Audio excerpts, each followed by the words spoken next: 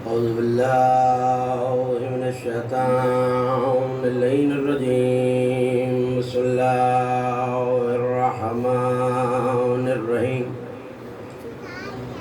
الحمد لله الواصل الحمد بالنعم والنعم بالشكر. نحمده ولا آلائه كما نحمده ولا بلائه. الصلاة والسلام على أشرف الأنبياء والمرسلين خاتم النبيين سيدنا وشفيع ذنوبنا وطبيب نفوسنا وحبيب قلوبنا مولانا أبي القاسم محمد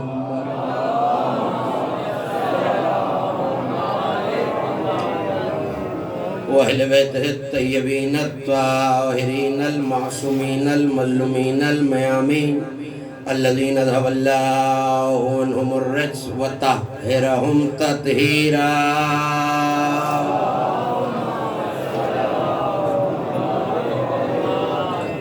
ولعنة الله على أعدائهم ومنكر فضائلهم ومن عاقبهم الأجمعين من يوم دعوتهم وظلمهم إلى يوم الدين. أما بعد فقد قال الله سبحانه وتعالى في محكم كتابه المجيد وفرقانه الحميد وهو أصدق القائلين وقوله الحق.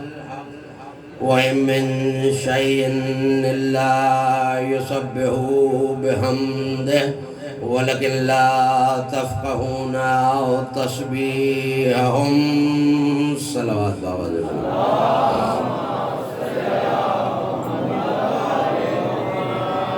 سب مل کے اس سے بلند اور بہتر صلوات پڑھیے علیہ محمد.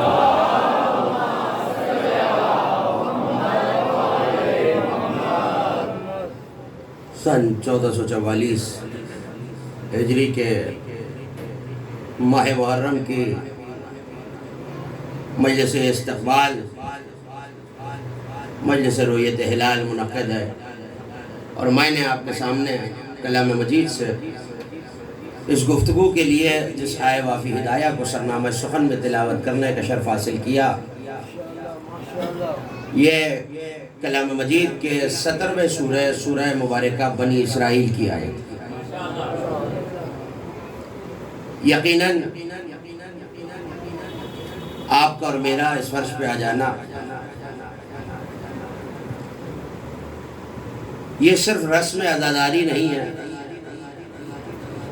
بلکہ مادر شبیر سے وفاداری بھی ہے. اس وعدے کا باعث ہے جو ہم یہ کہہ کے ہر محرم الحرام کرتے ہیں کہ ابد واللہ یا ظہرا مانن سا حسینہ. ہر قوم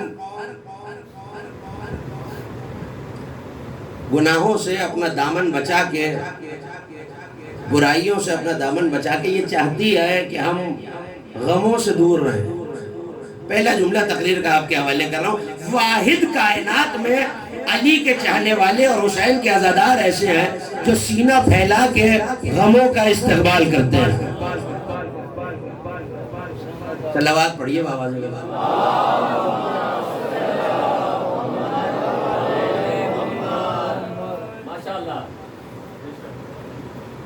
سورہ مبارکہ بنی اسرائیل کلام مجید کا 17واں سورہ. بہت سے نام ہر سورہ کے کلام مجید میں موجود ہیں. اسی سورہ کو سورہ اسرا بھی کہا جاتا ہے, سورہ بنی اسرائیل بھی کہا جاتا ہے. متقدمین کے ہاں پرانے علماء کے ہاں اس کا نام سورہ بنی اسرائیل, سورہ اسرا اور کئی سارے نام ہیں. لیکن آج کے ترجموں میں یہ نام آپ کو سورہ اسرا کے ہی نام سے یا سورہ بنی اسرائیل ہی کے نام سے ملے گا. بنی اسرائیل اس لیے کہ بنی اسرائیل کا تذکرہ، اور سورہ اسرا اس لیے اس کی گونج کم کر دو بیٹا، صلوات پڑھ دیو۔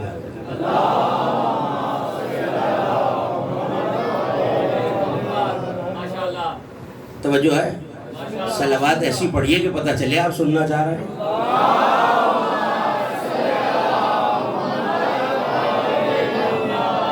توجہ کیجئے گا، آیت کا ترجمہ آپ تک جتنی بہتر اور احسن طریقے سے پہنچ جائے اگلی منزلیں اتنی زیادہ آسان ہے۔ سورہ اسرا اس لیے کہا کہ اس کے شروع میں اور آغاز میں ایک آیت رکھی ہوئی، اور وہ آیت کیا ہے؟ سبحان الذی اسرا بعبدہ لیلا، تسبیح کے لائق ہے وہ ذات جس نے اپنے عبد کو معراج کرائی۔ تو معراج قرآن کا لفظ نہیں ہے، حدیث کا لفظ ہے۔ تھوڑا سا میرے نوجوان بھائی اور دوست بیدار ہو جائے تو میں جملہ کہوں، معراج قرآن کا لفظ نہیں ہے، حدیث کا لفظ ہے۔ اسرا کا ترجمہ معراج نہیں ہے، سیر ہے۔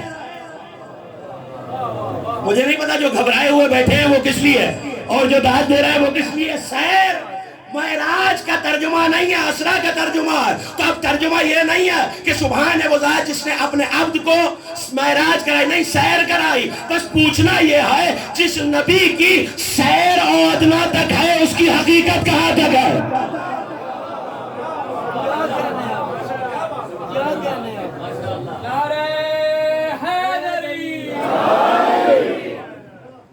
جس نبی کی سیر ادنا تک ہے، لیکن اور طلب بات یہ ہے، اللہ نے کیا کہا؟ سبحان ہے وہ ذات، یہ نہیں کہا رحمان ہے وہ ذات۔ اور فرمائیے گا، قرآن کے پڑھنے والے اس پہلو سے بھی غور کریں کہ اللہ کے 1001 نام ہیں اور 99 وہ ہیں جنہیں آپ جانتے ہیں، جو اسماء حسنہ قرآن کے پہلے صفحے پہ چھپے ہوئے ہیں۔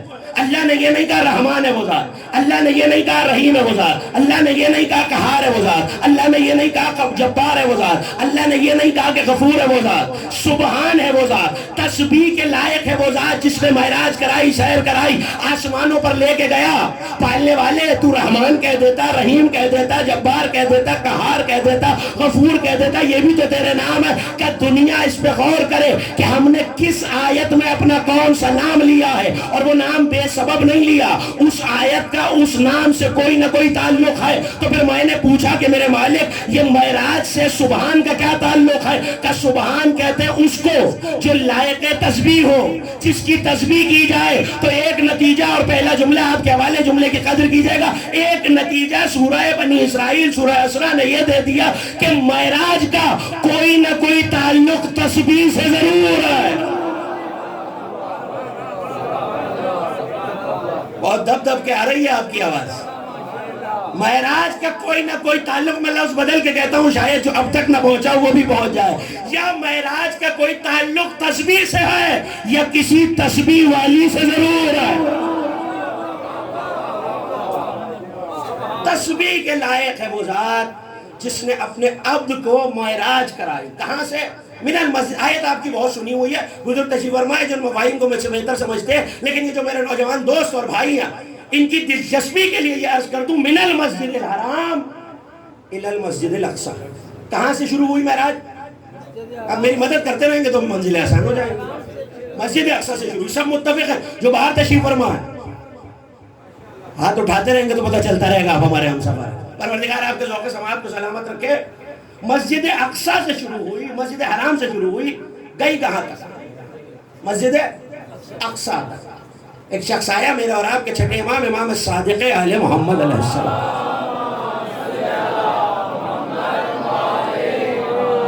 دیکھیں بڑی غور طلب اور لوجیکل بات یہ ہے کہ من المسجد الحرام الی المسجد اقصی، اور بات ہو رہی ہے آسمانوں کی کہ نبی عرش تک گئے ہیں۔ تو مسجد اقصی تصور کرنے والے اور ترجمہ اور تفسیر کرنے والوں نے لکھ دیا کہ بیت المقدس جو آج کا یروشلم ہے وہاں تک گئے۔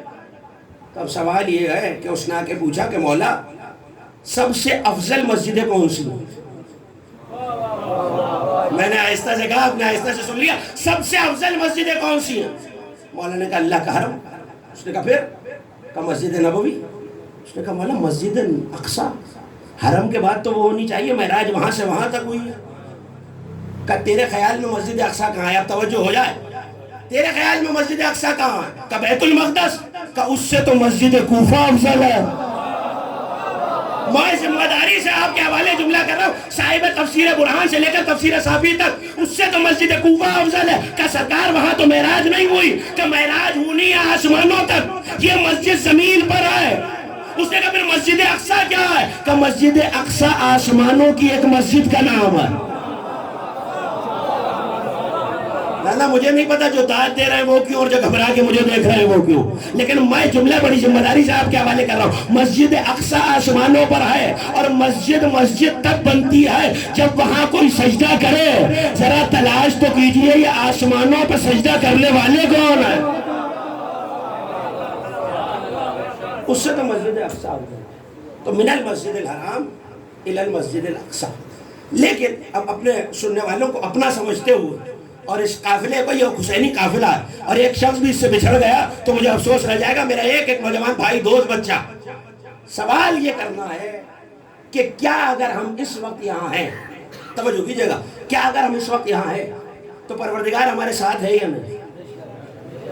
تو صرف اتنے ہی لوگ مانتے ہیں، اب بولیں گے تو بات نہیں، سب متفق ہیں اللہ ہمارے ساتھ ہے۔ وہ خود قرآن میں کہہ رہا ہے، میں نہیں کہہ رہا۔ جہاں 5 ہوں 6 میں ہوتا ہوں، 6 ہوں 7 میں ہوتا ہوں۔ اس کا مطلب ہے اس وقت بھی ہے، ہر جگہ ہے، کوئی مکان اس سے خالی نہیں ہے۔ تو پالنے والے اپنے حبیب کو اتنی زحمت دینے کی ضرورت کیا تھی؟ سواری بھی بھیجی، خادم بھی بھیجا، آسمانوں کا سفر بھی طے کرایا۔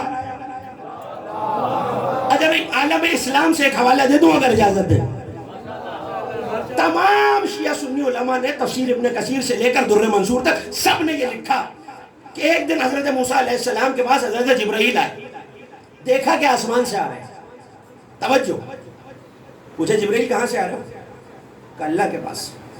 اچھا، کچھ دیر گزری، دائیں جانب سے آئے، کہ جبرائیل کہاں سے آ رہے ہو؟ کہ اللہ کے پاس سے۔ پھر بائیں جانب سے آئے، کہ کہاں سے آ رہے ہو؟ کہ اللہ کے پاس سے۔ کوئی اختلاف نہیں ہے، سب نے لکھا ہے اس واقعے کو۔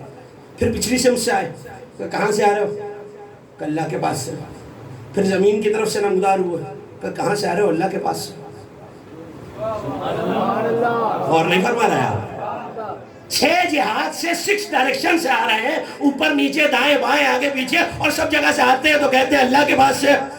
حضرت کلیم اللہ نے حیران ہو کے پوچھا جبرائیل وہاں سے آتے ہو تو بھی کہتے ہو اللہ کے پاس سے، یہاں سے آتے ہو کہتے ہو اللہ کے پاس سے، یہاں سے آتے ہو کہتے ہو اللہ کے پاس سے، یہ ہر سمت سے اللہ کے پاس سے کیسے آ رہے ہو؟ کہنے لگے جبرائیل اے کلیم اللہ، کوئی جگہ اس سے خالی ہے ہی کب؟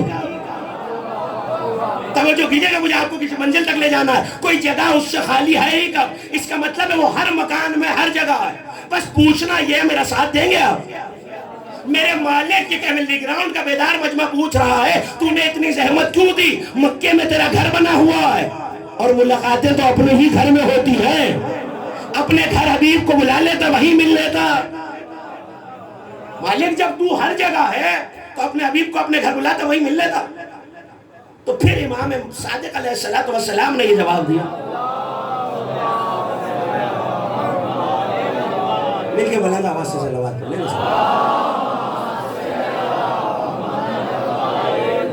حضرت سے پھر اس نے یہ سوال کیا کہ سرکار جب وہ اللہ ہر جگہ ہے تو آسمان یوں ہی کیوں ہوئی؟ آسمانوں کی طرف ہی معراج کیوں ہوئی؟ آسمانوں کی طرف ہی نبی کیوں گئے؟ کہ تم کیا سمجھتے ہو اللہ نے محبوب کو آسمان دکھانے ہیں، وہ تو ان کا پرانا وطن ہے، وہ وہیں سے آئے ہیں۔ کہ سرکار پھر آپ بتائیے، اب جملہ آپ کے حوالے جیسے چاہے محفوظ کیجئے کہ سرکار کیوں؟ کہ فرشتوں کو مصطفیٰ کی زیارت کرانے کے لیے بلایا ہے۔ توجہ رکھیے گا، فرشتوں کو نہیں، مجھے آپ کی آواز نہیں آ رہی، سب متفق ہو گئے زیارت کرانے کے لیے بلایا۔ تو اب شیعہ سنی تفسیر اس بات پہ شاہد ہے، در منصور سے لے کر تفسیر برہان تک شیعہ سنی تمام علماء نے لکھا کہ یہاں نبی چلے، پہلے آسمان پہ آئے، سارے فرشتے جمع ہو گئے، خروا سجداً سجدے میں گرے۔ دوسرے آسمان پہ آئے، سارے فرشتے جمع ہو گئے، سجدے میں گرے۔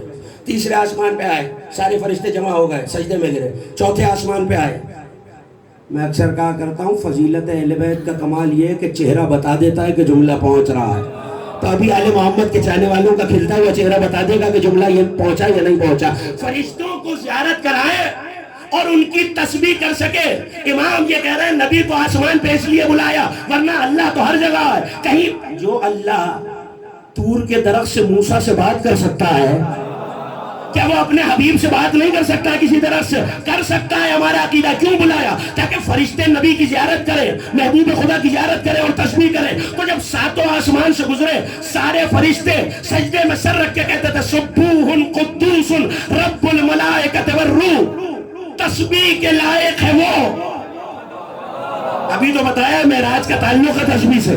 تسبیح کے لائق ہے وہ جو ملائکہ کا بھی رب ہے، روح القدس روح الامین کا بھی رب ہے. اور اس کے بعد فرشتوں نے ایک جملہ کہا جس کے لیے میں نے ساری زحمت سماعت دی. یہ نور، توجہ، یہ نور نبی کے نور کو دیکھ کے کہہ رہا ہے، یہ نور ہمارے رب کے نور سے کتنا ملتا ہے. نہیں نہیں نہیں نوجوانوں گھبرا کے نہیں سننا. یہ نور ہمارے رب کے نور سے، یہ نور ہمارے رب کے نور سے کتنا ملتا ہے. دیکھیے اگر میں نے محمد علی جعفری صاحب کے بیٹے کو دیکھا اور ان کے فرزند کو دیکھ کے کہنے لگا کہ یہ بچہ اپنے باپ سے کتنا ملتا ہے، توجہ کیجئے، یہ بچہ اپنے باپ سے کتنا ملتا ہے، تو اس کا مطلب ہے کہ پہلے مجھے باپ کا چہرہ دیکھا ہونا ضروری ہے. پتہ نہیں کیا سن رہا ہے آپ. پہلے جس سے تشبیہ دی جائے، میں نے کہا یہ بچہ چاند جیسا ہے تو میں نے چاند دیکھا ہوا ہوگا تو مثال دوں گا. میں نے اگر یہ کہا کہ ان کا بیٹا ان سے کتنا ملتا ہے تو پہلے مجھے اس کا چہرہ دیکھا ہونا ضروری ہے جس سے ملا رہا ہوں. ارے اب میں کیا کروں کہ فرشتے کہہ رہے ہیں یہ نور ہمارے رب کے نور سے کتنا ملتا ہے. ذرا میرا ساتھ دیجئے، میں فرشتوں سے تو پوچھوں تم نے اللہ کی زیارت کب کر رکھی ہے؟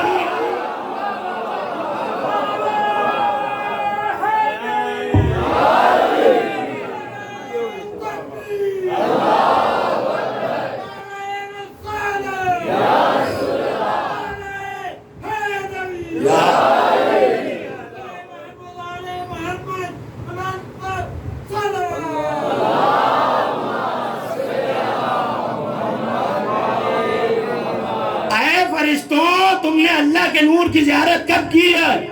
وہ تو آنکھوں میں آتا ہی نہیں، عقلوں میں سماتا ہی نہیں، وہ تو نظر سے غائب ہے. اس کا نور تو آنکھوں کو خیرہ کر دیتا ہے. تبھی تو تجلی ماری اور موسیٰ اور ان کے ساتھ جتنے تھے سب غش کھا کے گر گئے. تو وہ نور جب نبی کی آنکھوں میں نہیں آ رہا تو تم نے کب دیکھا ہے؟ مثال دیکھنے کے لیے جس کی مثال دی جائے. میں نے اگر مثال دی ہے کہ میں نے ابھی جعفری صاحب کو دیکھا ہے تو بچے کو تشبیہ دی ہے. اگر دیکھا ہی نہ ہوتا تو پھر ماننا پڑے گا کہ اگر فرشتے نبی کو دیکھ کے کہہ رہے ہیں یہ نور ہمارے رب کے نور سے کتنا ملتا ہے، اس کا مطلب ہے مصطفیٰ کی سواری آسمانوں پہ آنے سے پہلے بہت تیزی سے کوئی نور یہیں سے گزرا ہے. کوئی نور یہاں تیزی سے گزرا. یستغفرون. میں نے سورہ مبارکہ 2-4 جملے کہے آپ کی توجہات کو حاصل کرنے کے لیے. سورہ مبارکہ بنی اسرائیل سے جس آئے وافی ہدایہ کو سرنامہ سخن میں تلاوت کرنے کا شرف حاصل کیا. 44ویں آیت ہے سورہ ایمان یک زبان حق دا امام یا مل کے مولا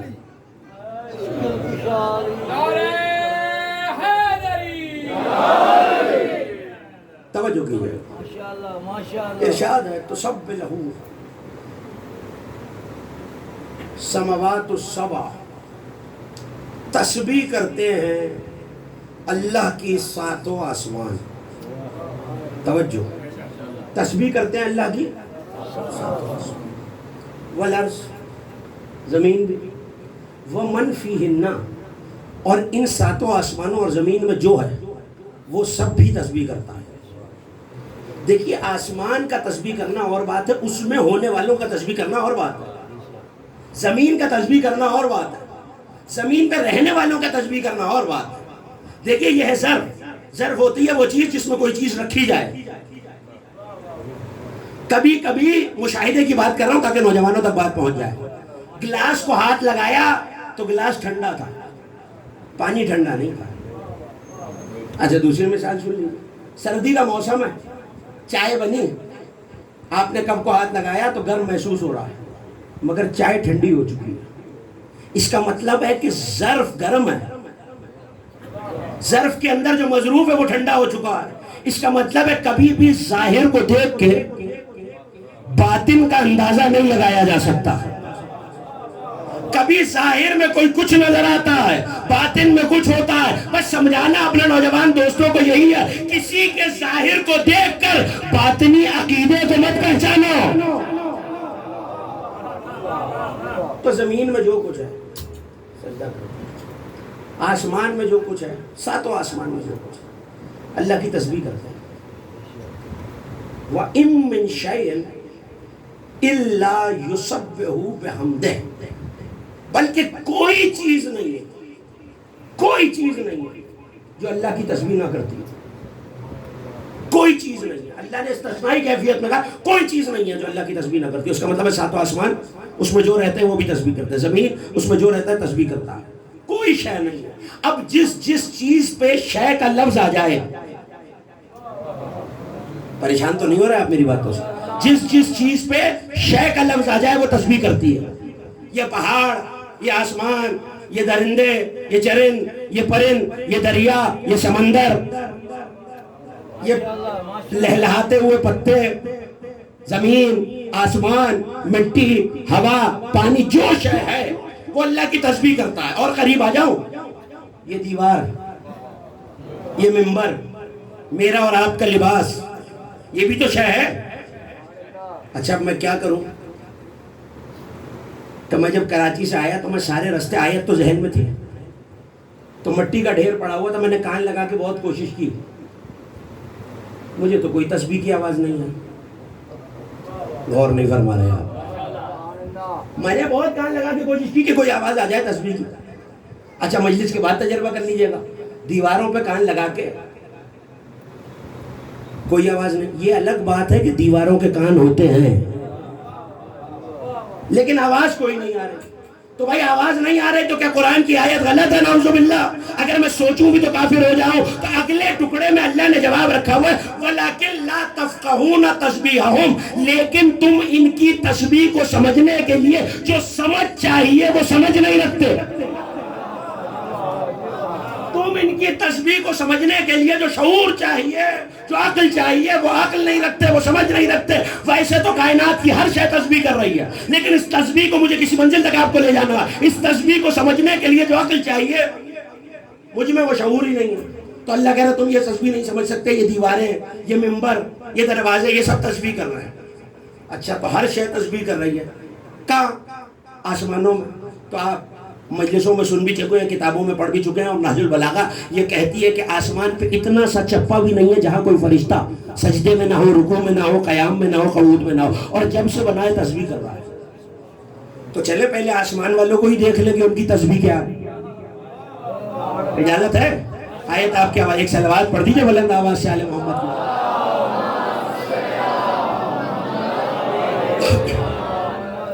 توجہ کیجئے گا، سورہ مبارکہ شورى آیت کہہ رہی ہے وَسَبِّ لَهُ وَسَبِّحُ الْمَلَائِكَةُ وَيَسْتَغْفِرُونَ لِمَنْ فِي الْأَرْضِ. یہ جتنے ملائکہ ہیں، آیت محفوظ کیجئے گا، یہ جتنے ملائکہ ہیں، ایک ایک مومن جو آخری تک تشریف فرما، جتنے ملائکہ ہیں یہ اللہ کی حمد کے ساتھ تسبیح کرتے ہیں. اور کیا کرتے ہیں میرے مالک؟ وَيَسْتَغْفِرُونَ لِمَنْ فِي الْأَرْضِ، اور جو زمین پر ہے اس کے لیے استغفار بھی کرتے ہیں. اس کا مطلب ہے کہ فرشتے صرف تسبیح نہیں کر رہے، استغفار بھی کر رہے ہیں. کس کے لیے؟ اب بولیں گے تو بعد میں نہیں. کس کے لیے؟ زمین والوں کے لیے. اچھا اگر آیت آپ تک پہنچ گئی، دیکھیے روایت ہوتی تو یہ کہہ کے منہ موڑ لیتا کہ راوی ضعیف ہے، مگر آیت یہ کہہ رہی ہے کہ یہ فرشتے استغفار کرتے ہیں زمین والوں کے لیے. تو زمین پہ میرے مالک سارے آل محمد کے چاہنے والے تو نہیں رہتے. سارے آل محمد کے چاہنے والے تو نہیں رہتے. چلیے آل محمد کے منکر کو چھوڑ دو، فرعون، شداد، نمرود، 3 دشمن میں نے گنوا دیے، باقی آپ گنتے رہیے گا. فرعون، حامان، شداد، نمرود پالنے والے یہ تو تیرے دشمن ہیں براہ راست. یہ تو خدائی کا دعویٰ کر رہا ہے. کیا ان کے لیے بھی استغفار کرتے ہیں؟ اور قریب آ جاؤ، ابو لہب، ابو جہل، ارے عزاداروں سے بالکل قریب ہو جاؤ، یزید. پالنے والے کیا کوئی فرشتہ یزید کے لیے بھی نعوذ باللہ استغفار کرتا ہے؟ تو کہہ رہا ہے زمین والوں کے لیے استغفار کرتے ہیں. کیا اس کا جواب ہم نے سورہ مبارکہ مومن میں رکھا ہوا ہے؟ اسی سورہ میں جو مومن کی فضیلت میں اتری ہے. اب جو بیدار ہے اور جملہ سننا جانتے ہیں وہ ایک ایک مومن میرے ساتھ ہو جائے. آیت آپ کے حوالے کر رہا ہوں. الذین، توجہ، الذین، پہلے کیا کہا تھا؟ یہ ملائکہ میرے ہم کے ساتھ تسبیح کرتے ہیں اور استغفار پڑھتے ہیں زمین والوں کے لیے. پالنے والے سارے تو تیرے اطاعت گزار بندے تیرے آل محمد کے چاہنے والے نہیں ہیں، تو کیا یہ سب کے لیے کرتے ہیں؟ تو پھر جواب دیا الذین یحملون العرش ومن حولہ، وہ فرشتے جنہوں نے عرش اٹھایا ہوا ہے اور عرش کے گرد چکر لگا رہے ہیں.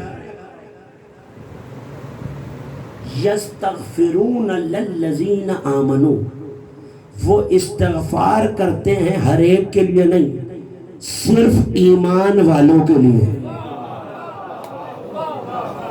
نہ میں اتنی آہستہ سے منزل سے گزرنے ہی نہیں دوں گا. وہ استغفار کرتے ہیں ایمان والوں کے لیے. اور اب میں کیا کروں کہ 1 درجن سے زیادہ علماء نے، میں گزشتہ سال آپ کو عشرے میں بتا چکا ہوں، 1 درجن سے زیادہ علماء اہل سنت نے لکھا کہ پیغمبر اکرم نے فرمایا قرآن میں کوئی آیت ایسی نہیں ہے جہاں یا ایھا الذین آمنو، اے ایمان والو آیا ہو اور ان کا امیر علی ابن ابی طالب نہ ہو.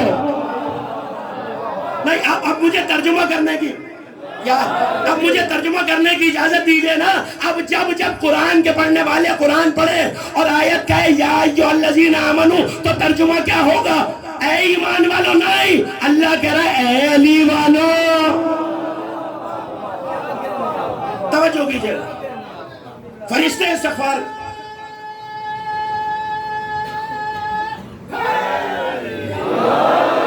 فرشتے استغفار کرتے ہیں کس کے لیے؟ ایمان والوں کے لیے. ایک جگہ کہہ رہا ہے کہ سارے زمین والوں کے لیے، ایک جگہ کہہ رہا ہے صرف ایمان والوں کے لیے. پالنے والے تیرے قرآن کا تو یہ دعویٰ ہے کہ تیری ایک آیت دوسری سے ٹکراتی نہیں ہے، تیرے قرآن میں آپس میں کوئی اختلاف نہیں ہے. پالنے والے اگر میں اختلاف مانوں تو میرا ایمان چلا جائے. تو اب میرے سننے والوں بس ایک ہی حل ہے، یا تو آیت میں اختلاف مان کے میں کافر ہو جاؤں، ورنہ ماننا پڑے گا اللہ زمین والا مانتا ہی علی والے کو ہے.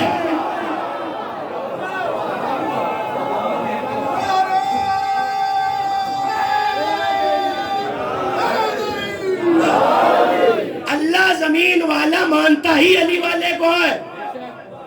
اس کے نزدیک باقی جو چل رہے ہیں، اچھا مثال دے دوں تاکہ بات آسان ہو جائے.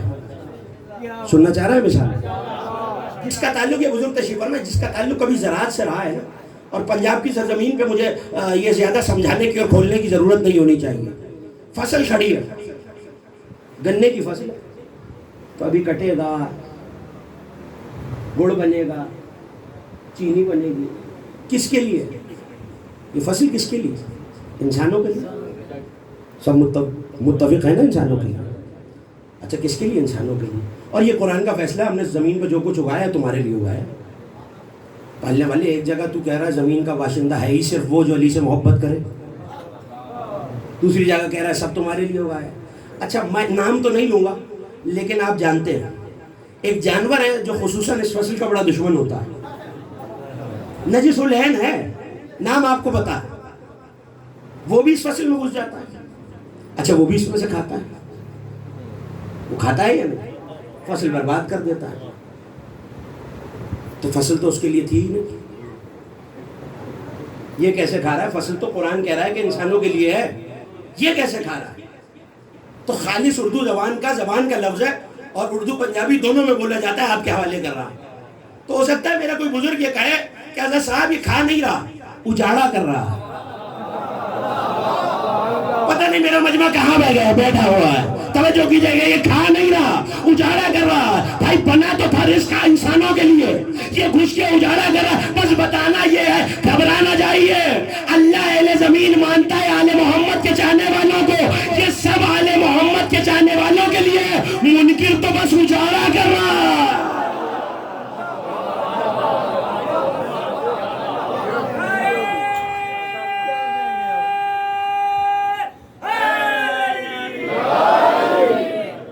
بات پہنچ رہی ہے اب تک؟ بولتے رہیں گے تو میں بولتا رہوں گا. منکر اجاڑا کر رہا ہے کیونکہ بنائی. دیکھیے فقہ کا ایک چھوٹا سا قانون ہو سکتا ہے بڑا فقہی زمانہ ہے اور نوجوانوں تک اور شیعوں تک فقہ پہنچنی بھی چاہیے. اور ان مسئلوں کا میرے نوجوان بھائیوں کو پتہ بھی ہونا چاہیے. لیکن ایک چھوٹا سا مسئلہ، فقہی مسئلہ جا کے علماء سے پوچھے گا. میں بڑا ادنا سا طالب علم ہوں. فقہ آل محمد کا ایک لفظ ہے، ایک اصطلاح ہے فقہ میں، ایک ٹرمینالوجی ہے، اصالت الہبہ. مطلب کیا ہے وہ واضح کر دوں تو میں اگلا جملہ کہوں گا. ہر چیز جو قرآن کی نص یا حدیث رسول، دیکھیے حدیث رسول عالم اسلام کے لیے صرف نبی کا قول ہے. ہمارے لیے 4 معصومین کا قول حدیث ہوتا. مذہب آل محمد میں گھبرا کیوں گئے ہیں؟ مذہب آل محمد میں 14 کا قول حدیث ہے. عالم اسلام میں صرف نبی کا قول حدیث ہے اور ان کا قول ہے. تو دونوں طریقے سے اگر قرآن کی آیت یا حدیث نہ آ جائے تو ہر چیز آپ پہ حلال ہے جب تک قرآن حرام نہ کر دے. تو اب حلال ہونے کے لیے حدیث یا آیت نہیں مانگی جائے گی، حرام ہونے کے لیے مانگی جائے گی. کاش میں نوجوان دوستوں تک بات پہنچا سکوں. حرام ہونے کے لیے دلیل چاہیے، حلال ہونے کے لیے کوئی دلیل نہیں چاہیے. میں شربت پی رہا تھا، طارق صاحب آ گئے اور کہنے لگے یہ شربت جو آپ پی رہے ہیں یہ جائز ہے؟ ان کا صاحب جائز ہے. کہنے لگے دکھائیے قرآن میں. میں نے کہا بھائی ایک ایک چیز تھوڑی قرآن میں لکھی ہے، جو حرام لکھا ہے وہ چھوڑ دو، باقی سب حلال ہے. اور 73 فرقے کی شریعت، جس فرقے کی کتاب آپ کو ملے، حنبلی، مالکی، شافعی، جعفری، اٹھا کے دیکھ لیجئے، ہر فرقے میں جب تک قرآن و حدیث آ کے نس نہ کر دے، اسے نس کہتے ہیں، آ کے حرام نہ کر دے، تو جس چیز کو شریعت نے حرام نہیں کیا اس کے علاوہ ہر چیز حلال ہے جسے حرام کہا. شراب کے علاوہ ہر مشروب حلال ہے. پانی کے لیے، جوس کے لیے، شربت کے لیے، چائے کے لیے آپ کو آیت حدیث نہیں چاہیے. بس بتانا یہ علامہ نعیمی سے لے کر آغا خوئی تک سب نے یہ لکھا ہے زنجیر کے ماتم کے حرام ہونے کے لیے ہمارے پاس کوئی نص نہیں ہے. ہم حلال ہونے پہ دلیل نہیں دیں گے، تم حرام ہونے پہ آیت لے آؤ. مجھے جو پیغام دینا تھا میں نے دے دیا.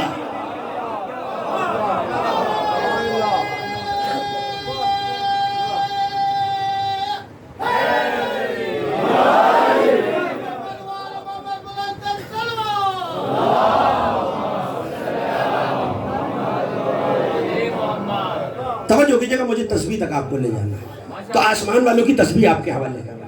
اچھا آسمان میں پرندے بھی ہوتے ہیں، تو قرآن کہہ رہا ہے وَالطَّيْرُ صَافَاتٍ، یہ جو پرندے اڑ رہے ہیں، كُلُّ قَدْ عَلِمَ، یہ سارے جانتے ہیں کہ ان کی نماز کیا ہے اور ان کی تسبیح کیا ہے. علامہ جاہز جن کا تعلق علماء اہل سنت سے، انہوں نے امام حسین سے پوری روایت کی ہے کہ کون سا فرشتہ، اب یہ چہچہاتے ہیں نا پرندہ، جانور بول بھی رہے ہیں، تو اللہ تو کہہ رہا ہے یہ تسبیح کر رہے ہیں. ہم تسبیح سمجھ نہیں سکتے. مجھے نتیجے تک آپ کو لے جانا. ہم تسبیح، مجھے سارے جانور اور سارے پرندوں کی تسبیح پہ بات نہیں کرنی. ایک پرندہ ہے جس کا نام ہے قنبرہ، نام یاد رہے گا؟ آپ بولیں گے تو بات بنے گی.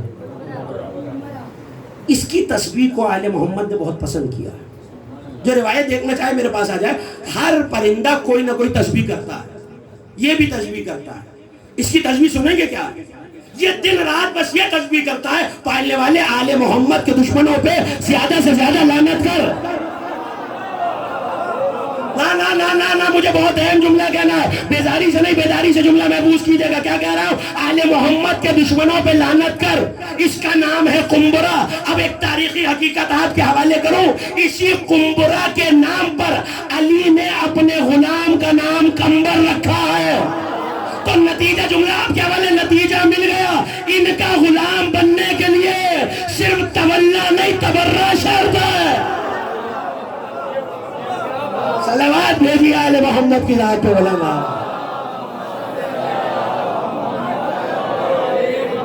تقریر منزل سے قریب ہو رہی ہے. ان کا غلام بننے کے لیے صرف تولا شرط نہیں، ہاں بولیں گے تو بات بنے گی. تبرہ ضروری ہے. اور یہی عقیدہ ہے آل محمد ہے. جو گفتگو کرنا چاہے میرے پاس آ جائے. اس کا نام قنبرہ رکھا ہے. تو ہر شے تسبیح کر رہی ہے. تو آپ کہیں گے پرندوں کی تسبیح اور نماز کیا ہے؟ تو حدیث آپ کے حوالے کر رہا ہوں مانی الاخبار جیسی کتاب سے. نبی نے فرمایا پرندوں کا پر پھیلا کر اڑنا یہ ان کی نماز ہے. بھائی ہر شے اللہ کی عبادت کر رہی ہے یا نہیں؟ تو اپنے طریقے سے کر رہی ہے نا. وہ آپ کی طرح رکوع سجدہ تو کر نہیں سکتے. تو ان کا پر پھیلا کے اڑنا. تو یہ درخت ہوا چلتے ہوئے پتوں کا سائیں سائیں کرنا، یہ درختوں کی تسبیح ہے. توجہ کیجیے گا، ہوا چلتے ہوئے پتوں کا سائیں سائیں کرنا، ہلنا، تسبیح. سمندروں میں اتار چڑھاؤ آنا، خدا کی قسم میں بہت تازہ تر مطالب آپ کے حوالے کر رہا ہوں. پر سمندروں میں اتار چڑھاؤ آنا، دریا کا بہتے ہوئے شور مچانا. کم از کم پنجاب میں تو سمجھانے کی ضرورت نہیں ہونی چاہیے، آپ کے پاس بہت سے دریا جا کے دیکھیے، بہتے ہوئے دریا میں ایک شور ہوتا، اس کا یہ شور. لباس، جب تک آپ اللہ کی عبادت کر رہے ہیں، صرف آپ نہیں کر رہے، آپ کا لباس بھی تسبیح کر رہا ہے. تب تک تسبیح کرتا ہے جب تک میلا نہیں ہو جاتا. جب دھل جاتا ہے تو دوبارہ تسبیح کرتا ہے، کیونکہ پاکیزگی بھی تو شرط ہے.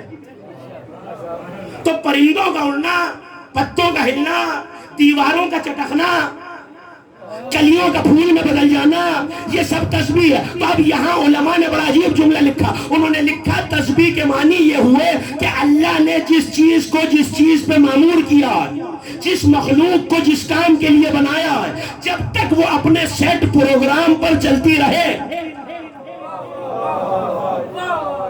توجہ، نتیجہ آپ کے حوالے کر رہا ہوں. جب تک وہ اپنے سیٹ پروگرام پہ مقصد تخلیق پر چلتی رہے، وہ تسبیح کر رہی ہے.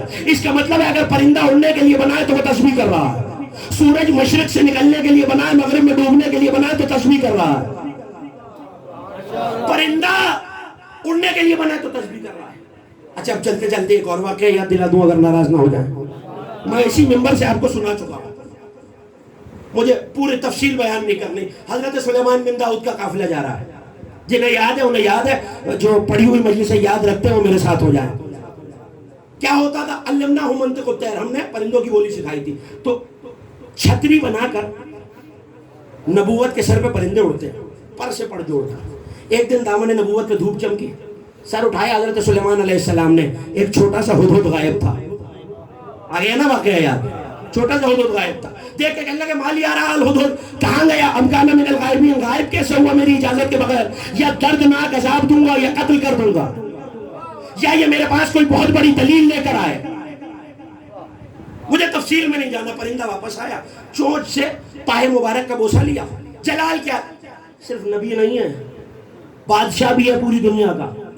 مشرق سے مغرب تک حضرت سلیمان بن داؤد علیہ السلام کی حکومت ہے. کہنے لگے سر اٹھاؤ، خوشامد نہیں کرو. کیسے کہتے میری اجازت کے بغیر؟ یا دردناک عذاب دوں گا یا قتل کر دوں گا. خدا کی قسم یہ لفظ علامہ ہاشم بارانی نے لکھے. سر اٹھا کے کہتا ہے سرکار نبی ہیں، احترام کرتا ہوں، مگر آپ مجھے قتل کرنے کی طاقت نہیں رکھتے. نہیں، آپ کی حیرت بنتی ہے. اتنا سا پرندہ، کہاں ایک اتنا بڑا نبی، اتنی بڑی حکومت. ذرا میرے ساتھ تو دیجئے. اس حدود سے پوچھیں تو اپنی جسامت دیکھ، نبی کی قامت دیکھ، اپنی حیثیت دیکھ، اس کی منزلت دیکھ. کس لیے کر رہا ہے؟ پلٹ کے یہی حضرت سلیمان نے پوچھا کس لیے کر رہا ہے؟ کہ سرکار آپ میرے قاتل کی طاقت نہیں رکھتے. کیوں؟ پر پھیلا کے کہہ رہا اللہ نے قلم قدرت سے میرے بازو پر سریانی زبان میں یا علی لکھ دیا. نا نا نا نا، اللہ نے میرے پر سریانی زبان میں یا علی لکھ دیا. ابھی بھی جو نہیں سمجھا، اس کے بازو پہ یا علی لکھا ہے. آسان کر کے کہہ دوں، اللہ نے ہدہد کے بازو پہ امام ضامن باندھا ہوا ہے.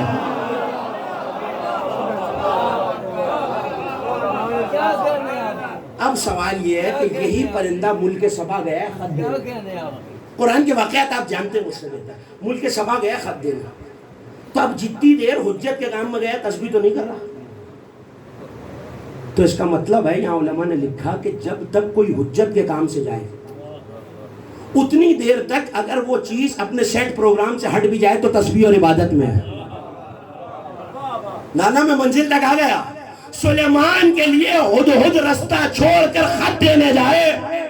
اس کا کام تھا سلیمان کے اوپر پرواز کرنا.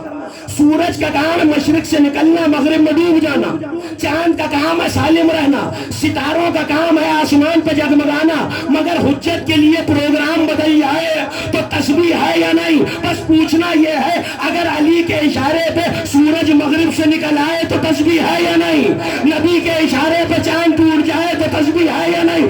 فاطمہ کی شادی پر ستارہ اتر آئے تو تسبیح ہے یا نہیں؟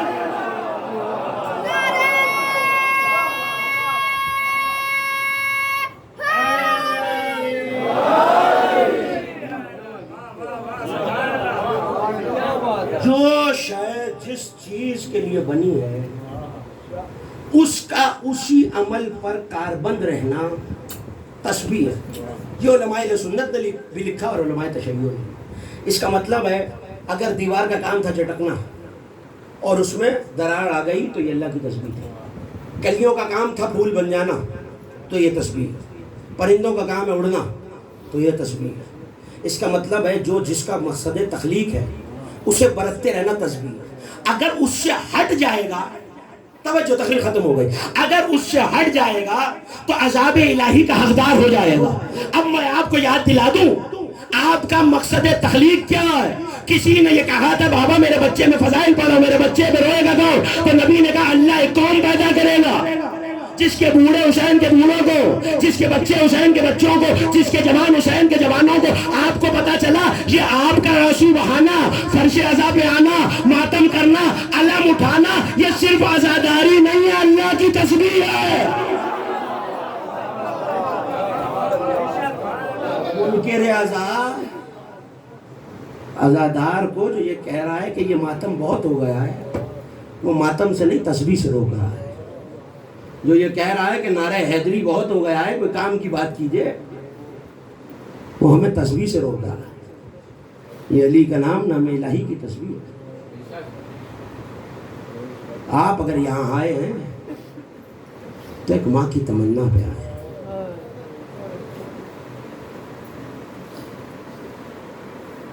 محرم کا چاند نظر آ گیا، آپ نے یقیناً اپنے گھروں میں چاند بھی دیکھا ہوگا، آپ کے بچے بھی آپ کے ساتھ تھے، آپ کا خانوادہ بھی آپ کے ساتھ تھا، مگر علی کی بیٹیوں نے یہ چاند صحراؤں اور جنگلوں میں دیکھا ہے۔ جناب زینب کی یہ عادت تھی کہ جس بھی مہینے کا چاند دیکھتی تو چاند دیکھنے کے ساتھ ہی آنکھیں بند کر لیتی اور آواز دے کے حسین کے یوسف کو قریب بلاتی اور کہتی کہ میں چاند دیکھنے کے بعد سب سے پہلے حسین کے چاند کو دیکھنا چاہتی ہوں۔ عزادارو یہ قافلہ قادسیہ میں تھا جب محرم کا چاند نظر آیا۔ ایک مرتبہ جناب زینب نے چاند کو دیکھا تو علی کی بیٹی تڑپ گئی، کہا اما فضہ ذرا میرے اکبر کو بلا کے لانا۔ آپ کی آوازیں بلند ہو گئی، اما ذرا میرے علی اکبر کو بلا کے لانا۔ ایک مرتبہ علی اکبر کو بلایا، علی اکبر کا چہرہ دیکھا اور آواز دی ذرا حسین کو تو بلانا۔ ایک مرتبہ حسین کا آنا تو طلب کے پوچھا بھیا یہ کون سا چاند ہے؟ جب سے یہ چاند نظر آیا ہے زینب کی چادر سر سے لگ رہی ہے۔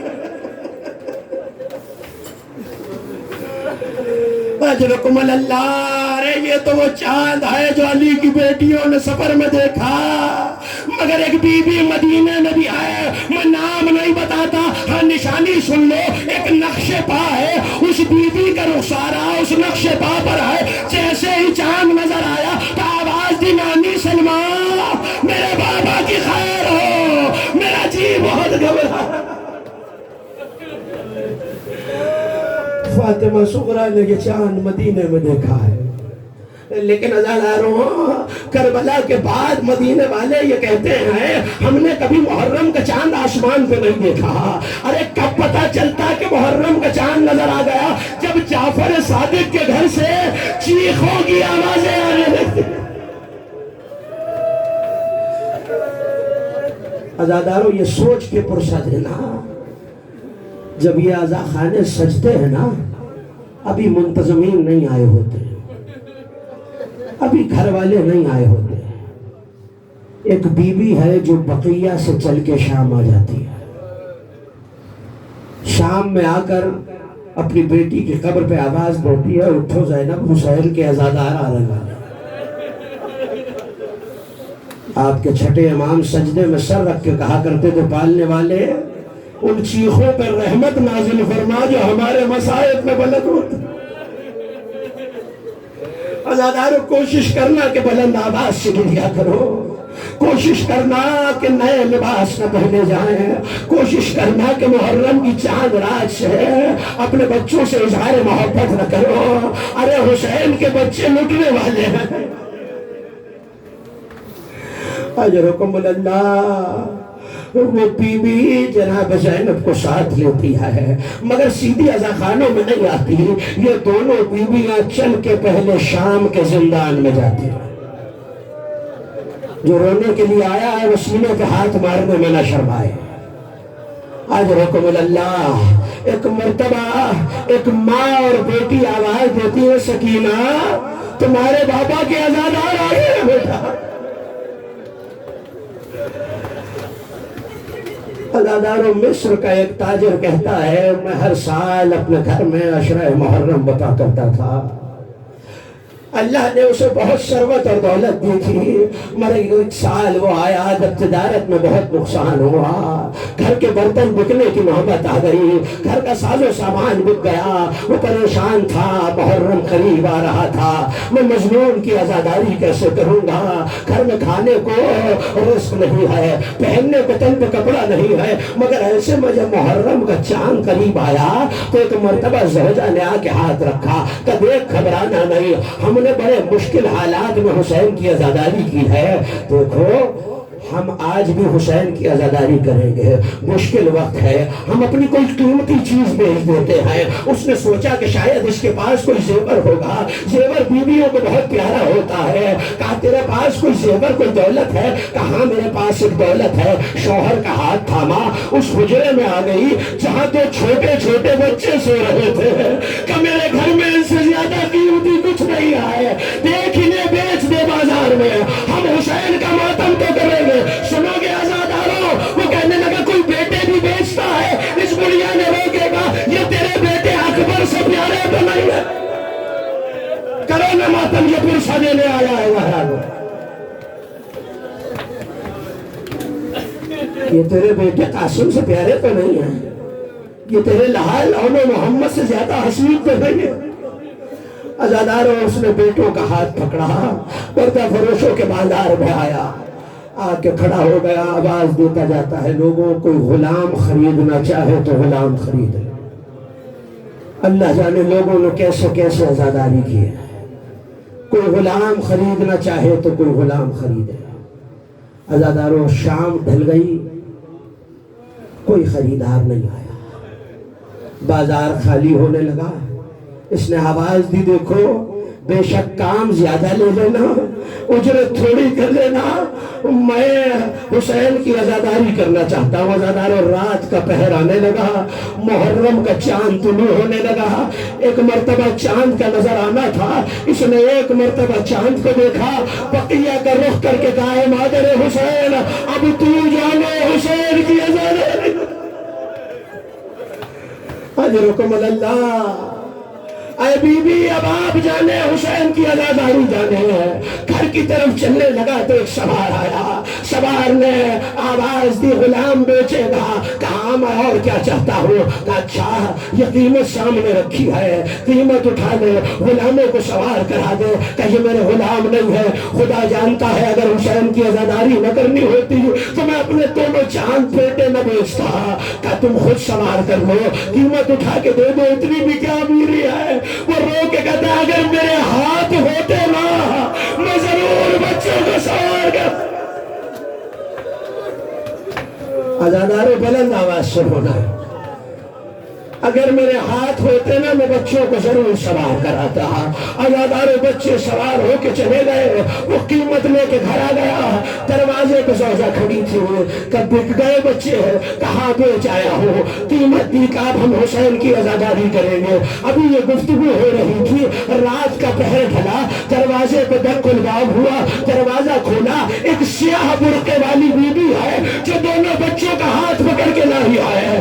ایک مرتبہ یہ ڈر گئی کہ ان بچوں سے کوئی گستاخی ہو گئی، یہ غلامی کے عادی نہیں ہے، انہیں کام کرنا نہیں آتا، میں ان سے معافی مانگتی ہوں، اے بی بی مجھے معاف کر دو، اگر ان سے کوئی گستاخی ہوئی ہے میں ان کی ماں معافی مانگتی ہوں۔ ایک مرتبہ اس بی بی نے رو کے کہا ارے ان سے کوئی گستاخی نہیں ہوئی، تو نے میرے بچے کو رونے کے لیے اپنے بچوں کو بھیجا ہے، فاطمہ زہرا۔ آزادارو یہ سوچ کے رونا، وہ بی بی عزاخانوں میں آ گئی ہے۔ جب پہلا عزادار داخل ہوتا ہے نا تو بی بی سید سجاد کو آواز دے کے کہتی ہے سجاد میرے لال میں پردہ دار ہوں، یہ میرے حسین کا عزادار ہے، اگر پردہ نہ ہوتا تو میں آگے بڑھ کے اسے سلام کرتی۔ سجاد جاؤ دونوں ہاتھ پیشانی پہ رکھو، اس عزادار کو کہو فاطمہ زہرا تیرا شکریہ، اجرکم اللہ۔ عزاداروں جب محرم کا چاند آتا ہے نا، کسی پوچھنے والے نے امام صادق سے پوچھا تھا مولا شہادت تو 10 محرم کو ہے آپ کے جد کی، مگر جب محرم کا چاند آتا ہے تو ایسا لگتا ہے ہمارا سینہ کٹ رہا ہے، ہمارا جگر چھلنی ہو رہا ہے۔ ارے کہا تو میں کیسے بتاؤں، جب محرم کی چاند رات آتی ہے فرشتے حسین کا خون آلود کرتا آسمانوں پہ لہرا کے کہتے قد قتل الحسین وغیرہ۔ اجرکم اللہ۔ ہاں پڑھوں گا زیادہ اور 2 جملے۔ آج آپ کی آنکھیں اس گریے کے لیے وضو کر رہی ہیں، ہاں شاید ہم پرسے کا حق تو ادا نہ کر سکے، مگر وہ بی بی جو آج کی رات سے 8 ربیع الاول تک ہر عزاخانے میں رومال پھیلا کے یہ کہے کہ ہے کوئی میرے بچے پہ رونے والا، عزاداروں کوشش کرنا وہ رومال خالی نہ جائے۔ بعد کربلا آخری 2 جملے ہو گئی مجلس بعد کربلا، کسی نے آ کے سید سجاد سے کہا مولا میرے گھر میں شادی ہے، اگر آپ آئیں گے تو مجھے بہت خوشی ہوگی۔ کہ دیکھ کربلا کے بعد ہم نے خوشیوں کو چھوڑ دیا ہے، ہمارے لیے کوئی خوشیاں باقی نہیں رہی، میں تیرے گھر کی خوشی میں کیسے آ جاؤں؟ رو کے کہنے لگا مولا اگر آپ نہ آئیں گے تو خوشی کیسی ہے؟ پلٹ کے کہنے لگے ہاں ایک طریقہ ہے، اگر تو اپنے گھر میں میرے بھیا علی اکبر کی مجلس رکھے گا تو میں آؤں۔ عزادار اس مومن نے مجلس کا اہتمام کیا، آج سے جانے لگے بنا مجلسوں میں ذرا احتیاط سے جانا، مجلس کا فرض بچھایا گیا، منبر لگایا گیا، ذاکر نے مجلس شروع کی، وہ عزادار انتظار کرتا رہا میرا امام اب آتا ہوگا، میرا امام اب آتا ہوگا۔ مجلس شادی ہو گئی، امام نہ آئے، مجلس اختتام کے قریب آئی، امام نہ آئے، مگر جب مجلس ختم ہوئی نا عزاداروں ایک مرتبہ وہ دروازے پر آیا، کیا دیکھتا ہے ایک بیمار ہے جو وہاں بیٹھا ہے جہاں عزاداروں کی نالین ہے، کہ مولا یہاں کیسے ہے؟ کہ یہ میرے بھیا کو رونے آئے، یہ میرے بابا کو اللہ لعنت اللہ علی قوم الظالمین ماتنا۔